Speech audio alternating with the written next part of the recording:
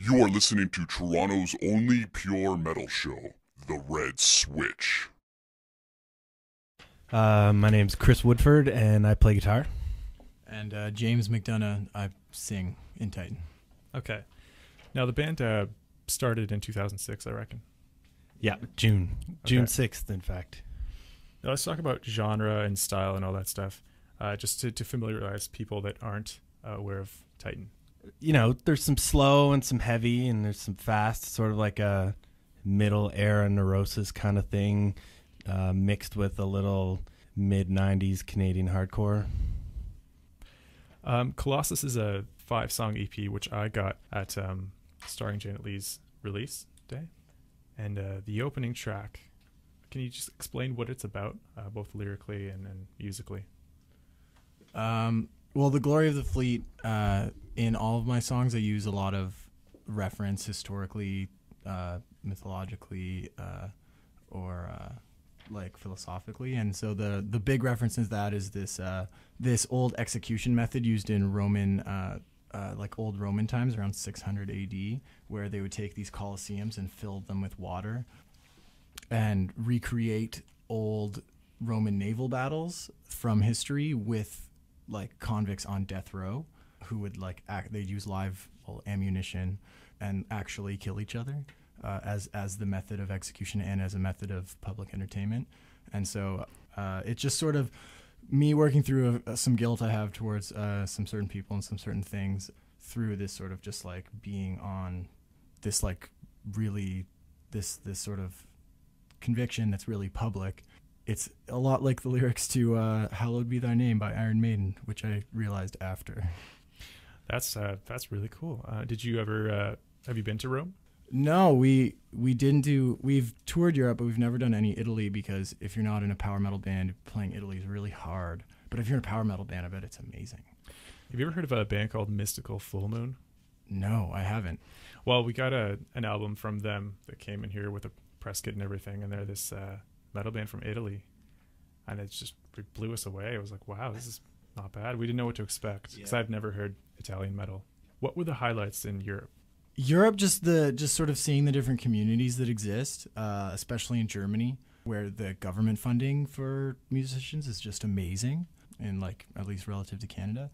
And then, I mean, it was our first time in Europe, so anything was amazing. Like anything that was different than Canada, but sort of experiencing this culture shock as well as sort of these people who are just generally more excited. They don't have that North American apathy in Europe where everyone's really bored looking at the shows. It's like people there want like they've never heard of they've never heard of this band from Canada, but they're excited to see a band from Canada, and they're excited to hear like 40 minutes in an encore, whereas like you are boring your audience at 25 minutes in Canada, even if like they're your favorite band. People are just, there's this North American apathy that exists that doesn't exist so much in most countries in Europe. They're like just more excited there. It's amazing.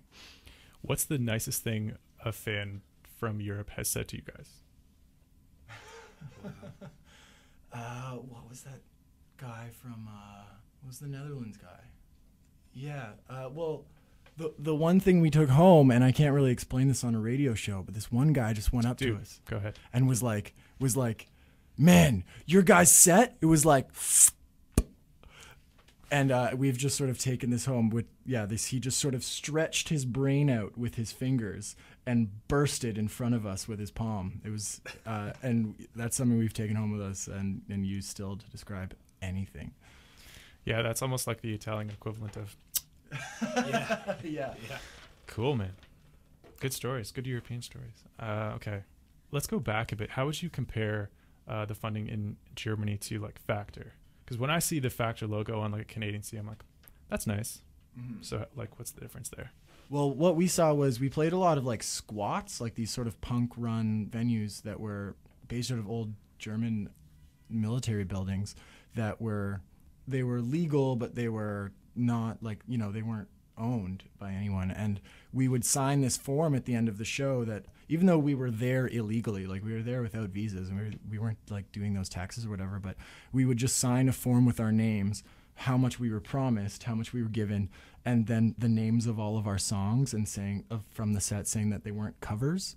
And then apparently a percentage or all of the money we were given was reimbursed by the government to the promoter, which is just amazing because getting paid at all in Toronto is sometimes hard when you play like sort of, you know, like if a European band were to come here and do their like first tour sort of DIY the way we did it. So that's what I saw in Germany and was just amazed by these government supported venues, which would be like illegal and shut down in Toronto and then getting paid for partially by the government, whereas the government would just prefer to think those kinds of things don't exist here. Well, Factor, it's like there's a lot of red tape and bureaucracy, but when we were in Germany, like there's a few places that we just kind of signed a form and walked away. Like anyone could have filled it out, but you know, there's some trust there or something.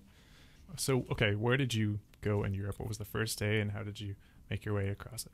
Well, we landed in Frankfurt, and then we met up with, we have a label in Germany called React with Protest, who put out some records for us. So we met up with them at their place, hung out for a bit.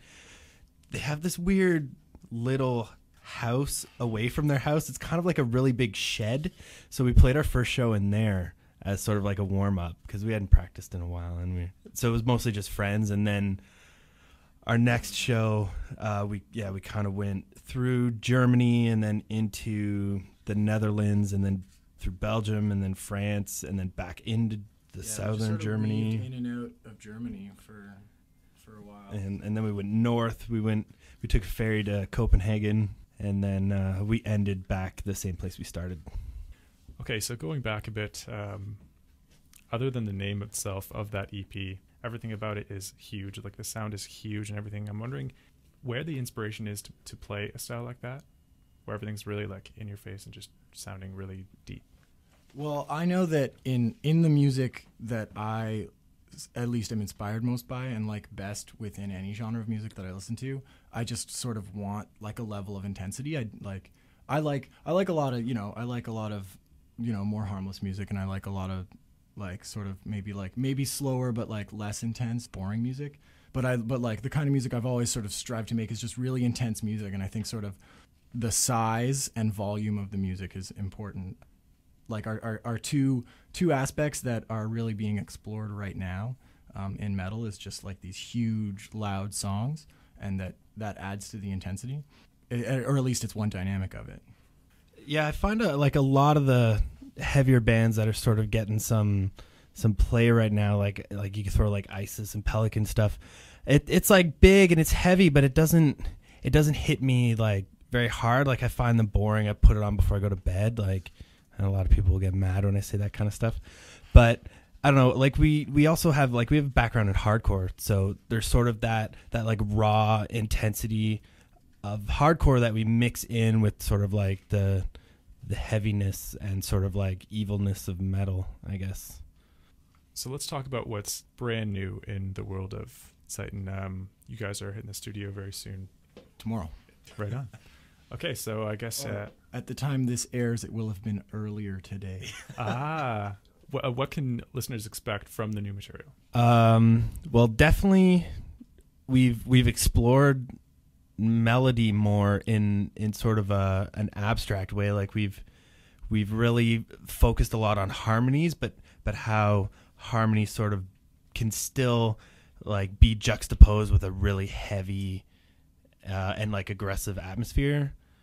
And then of course we're always just trying to push our boundaries, so like experimentation with different time signatures and just trying to take the heavy to be heavier, the crushingness to be more crushing, and the like. I described it earlier as equal amounts of gut-wrenching and catchy. The guy you're working with is Greg Dawson, I'm assuming. Okay, and you've done work with him before. Yeah, we recorded the last song on the Colossus EP that you have was recorded in 2007. That was the first time we recorded with him, and that was released as a split LP by our German label React with Protest that we were sort of like supporting when we went to Germany. And then when we got back from that, we recorded the first 4 songs of the Colossus EP with Greg Dawson it was like the beginning of 2008. Now this guy's work with Mayer at the end, and even starring Janet Leigh as well. What was it like to work with him? It's really fun. He's, you know, sort of this weird approaching middle-aged guy with a lot of weird inside jokes that you get sucked into really fast. we butt heads with them a lot.